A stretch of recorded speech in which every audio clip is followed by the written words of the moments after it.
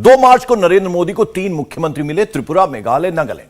अभी तो यह शुरुआत है, इसके आगे देश में अब चुनाव ही चुनाव है। मैसेज क्लियर है, कांग्रेस लेफ्ट एक साथ आकर भी मोदी को नहीं हरा सकते। मेघालय में ममता दीदी तो जरूर आई, लेकिन मोदी को वो हरा नहीं पाए। राहुल गांधी की पार्टी को नुकसान पहुंचा गई।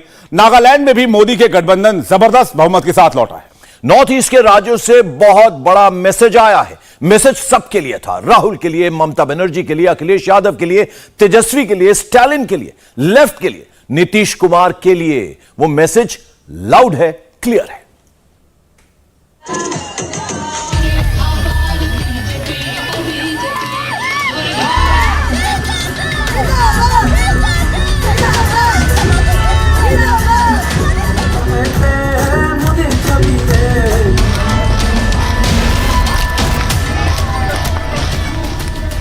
नॉर्थ ईस्ट के 3 राज्य, तीनों राज्यों में मोदी मैजिक फिर से चला।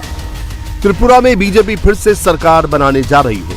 नागालैंड में भी बीजेपी सहयोगी के साथ सत्ता में वापसी कर रही है, तो मेघालय में बीजेपी सरकार का हिस्सा हो सकती है। मतलब मोदी के खिलाफ कोई एंटी इनकम्बेंसी नहीं। नॉर्थ ईस्ट के तीनों राज्यों के चुनाव में बीजेपी की हर रणनीति कारगर रही और विरोधी फेल हुए। हमारा जो विजय रथ चल रहा है, विजय रथ मतलब डेवलपमेंट, और हमारा प्रधानमंत्री जी जिस तरह हम लोग को मार्गदर्शन कराते हैं उस हिसाब से आगे बढ़ना है। और जो चीज़ नहीं कर पाया उसको फिर से उसके बारे में चिंता करना और उसको कंक्रीट ढंग से उसको आगे बढ़ाना है। तो उस हिसाब से काम करेंगे। बहुत सारा इश्यूज है जो और भी होना चाहिए, तो इसको भी और जोड़ से उसमें लगना चाहिए सबको मिलके। त्रिपुरा मोथा पार्टी ने आपके नंबर गेम को लगभग बिगाड़ के रख दिया था। नहीं, ऐसा नहीं है। हम लोग तो जानते थे ऐसे ही इन लोगों को मिल सकता है, और मैं इन लोगों को कंग्रेचुलेशन करना चाहता हूं, उनका सुप्रीमो को कंग्रेचुलेशन बोलना चाहता हूं। और आगे जनजाति के लिए जो भी डेवलपमेंट चाहिए, एक साथ मिलकर हम लोग काम करेंगे। बीजेपी जीत का जश्न मना रही है, तो त्रिपुरा में हार के बाद कांग्रेस और लेफ्ट में रार मच गई है, लेकिन सारा फॉर्मूला फेल हो गया। कांग्रेस और लेफ्ट त्रिपुरा की सत्ता चाहती थी, लिहाजा सिद्धांत विचारधारा को दरकिनार करके लेफ्ट और कांग्रेस ने चुनाव से पहले प्री पोल अलायंस किया। टारगेट सिर्फ एक, मोदी हटाओ। नतीजा सबके सामने है, गठबंधन चुनाव में फेल हो गया। अब दोनों पार्टियां हार की अलग अलग वजह गिना रही हैं। कांग्रेस कह रही है कि लेफ्ट की वजह से हार हुई, तो लेफ्ट का दावा है कि हार की वजह त्रिपुरा मोथा पार्टी है, जिसने चुनाव में वोट काट लिया। Let us see, because there we ourselves contested very less seats, and we thought that with alliance we may get majority. But when results will come finally, let us see where we will get some majority and where we will not be not able to form the government. अब सवाल यह है कि जिस त्रिपुरा मोथा party पर left vote काटने का इल्जाम लगा रही है, क्या वाकई में उसने वोट काटे? लेफ्ट ये इल्जाम क्यों लगा रही है, पहले उसे समझिए।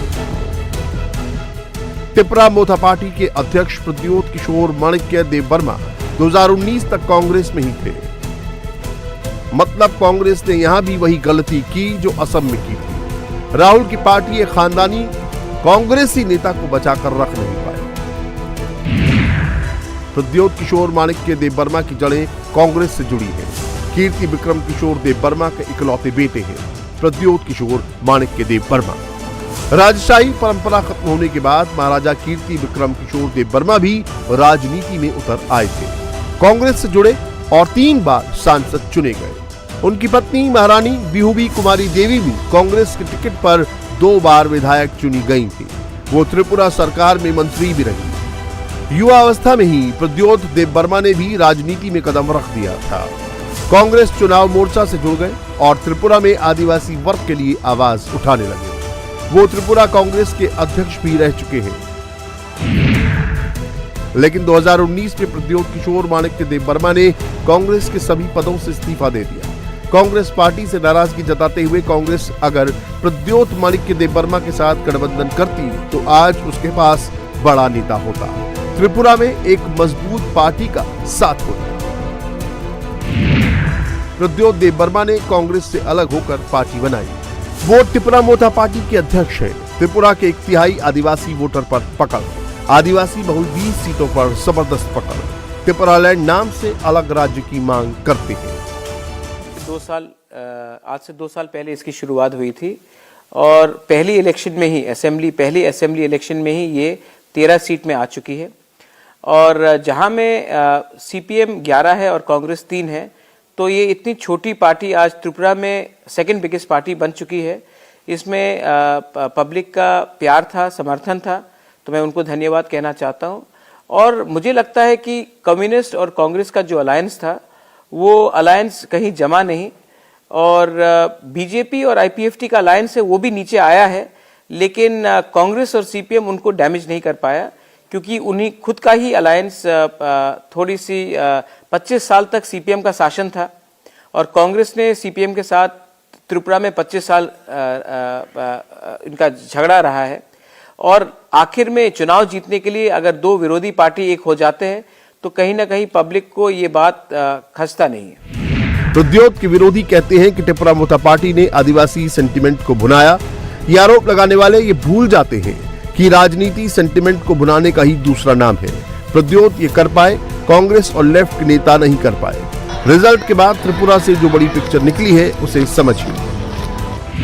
मोदी की पार्टी के वोट इंटैक्ट है, मोदी की पार्टी की सीटें इंटैक्ट है, मोदी के लिए पब्लिक का सपोर्ट इंटैक्ट है। त्रिपुरा में बीजेपी की सरकार इंटैक्ट है। मोदी तेरी कब्र खुदेगी। ये निराशा के गर्त में डूबे लोग ये कह रहे हैं, माला जपते जपते कह रहे हैं, मोदी तेरी कब्र खुदेगी। लेकिन देश कह रहा है, हिंदुस्तान के आवाज कह रही है, हिंदुस्तान का हर कोना कह रहा है, मोदी तेरा कमल खिलेगा। मेघालय में बीजेपी सरकार थी। एनपीपी यानी नेशनल पीपुल्स पार्टी के साथ मिलकर सरकार चला रही थी, लेकिन यहां दोनों पार्टियों ने ही प्री पोल अलायंस नहीं किया। दोनों चुनाव में अलग अलग लड़ी।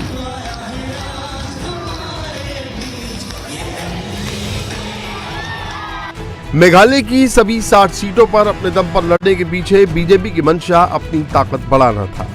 त्रिपुरा और नागालैंड की तरह मेघालय में बीजेपी अपने दम पर मजबूत होना चाहती है, जिससे आने वाले चुनाव में मेघालय में भी बीजेपी का अपना सीएम हो। सर, इस जीत को कैसे देखते हैं? एक बार फिर ऐतिहासिक जीत। देखिए, ये जनता के राय है, जनता सर्वोपरि है, इसके ऊपर कुछ नहीं होता।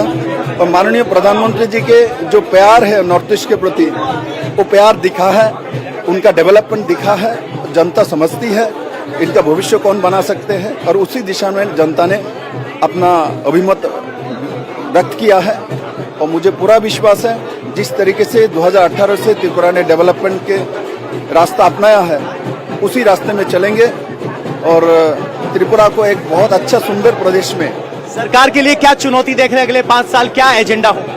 देखिए, चुनौती तो जीवन ही एक चुनौती होती है, और चुनौती को मान लेना और आगे बढ़ना, काम करना, वही भारतीय जनता पार्टी कार्यकर्ता काम है। हम लोग उसी दिशा में काम करेंगे। बीजेपी के लिए ये चुनाव 2018 की तरह टेस्टिंग ग्राउंड था, लेकिन कांग्रेस के साथ तो 2018 से जो खेला होना शुरू हुआ वो बदस्तूर जारी रहा। 2018 के चुनाव में कांग्रेस मेघालय में सबसे बड़ी पार्टी थी, 18 सीट जीती थी, लेकिन सरकार नहीं बना सकी। फिर 2021 में मुकुल संगमा की अगुवाई में 12 विधायक टीएमसी में शामिल हो गए।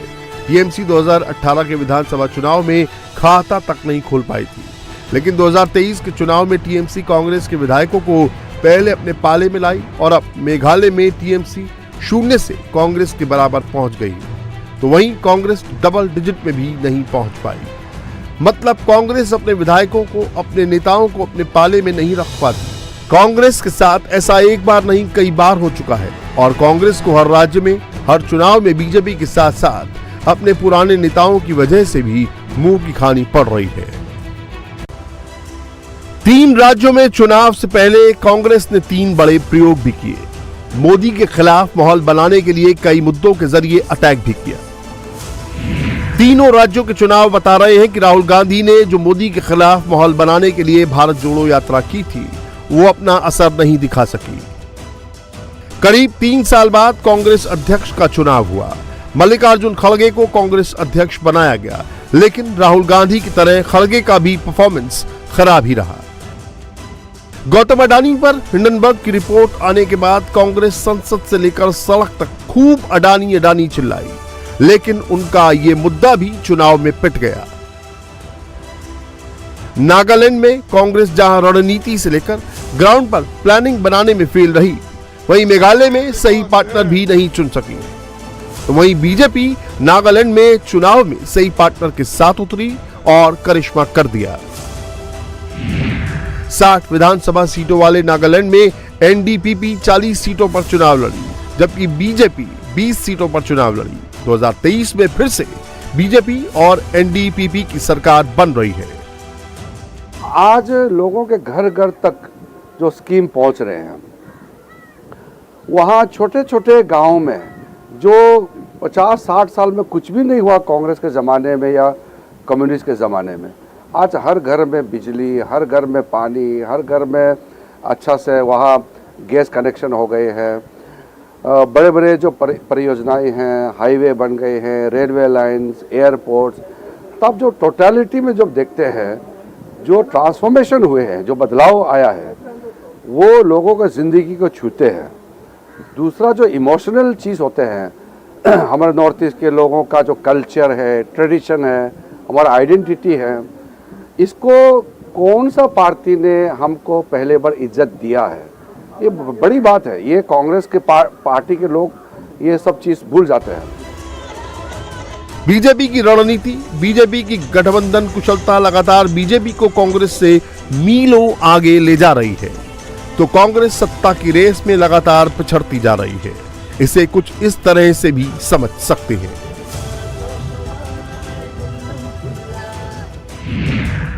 नागालैंड में जब चुनाव का ऐलान हुआ तो उस वक्त एनडीपीपी के पास 42 विधायक थे, क्योंकि एनपीएफ के 21 विधायक अप्रैल 2022 में एनडीपीपी में चले गए थे। बावजूद इसके बीजेपी ने गठबंधन में अपने लिए 20 सीट ली और 40 सीट पर एनडीपीपी ने चुनाव लड़ा। बीजेपी ने गठबंधन से लेकर चुनाव प्रचार भी जोरदार तरीके से किया।